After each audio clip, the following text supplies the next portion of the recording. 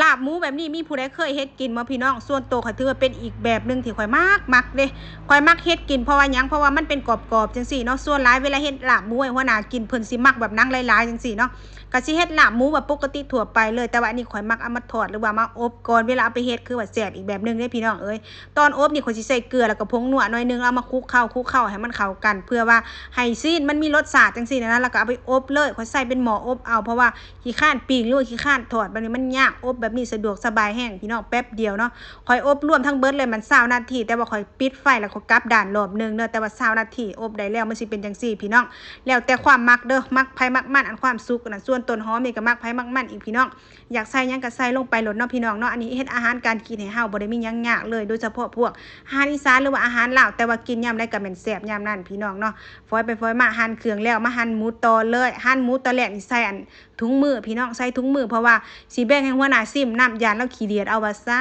นฉันก็เลยไปเอาถุงมือมาใส่ไปใส่มามันสิปาดเอามือเจ้าของแล้วก็ย่านปาดเอาถุงนั่นใส่ให้หัวหน้ากินน้ำก็เลยถอดออกพี่น้องบ่อันใส่ถุงมือก็ได้แต่ว่าเฮาเน้นความสะอาดก็คือการที่เฮาล้างมือให้มันดีล้างหลายๆรอบโดยบ่เป็นหยังดอกพี่น้องเนาะอย่าว่ากันเพราะว่าถนัดไผถนัดมันข่อยใส่ถุงมือแล้วข่อยบ่ถนัดข่อยก็เลยบ่อยากใส่เนาะส่วนอันนี้เป็นน้ำปลาที่เอามาปรุงก็คือข่อยตั้งหม้อให้มันร้อนขึ้นแล้วหลังจากนั้นข่อยก็เอาน้ำปลาลงไปดาดแบบนี้ให้มันฟดขึ้นแล้วข่อยก็เอาน้ำใส่บัดนี้เนาะต้มให้มันฟดขึ้นอีกเทื่อนึงแล้วก็ปิดไฟบัดนี้มันเตรียมปรุงเลยปรุงก็ปรุงแบบง่ายๆเลยพี่น้องเอาหมูที่เฮาหั่นลงไปในหม้อหรือว่าในหยังก็ได้ที่เฮาสิเตรียมเฮ็ดเนาะใส่แป้งนัวลงไปใส่พริกป่นบัดนี้เนาะ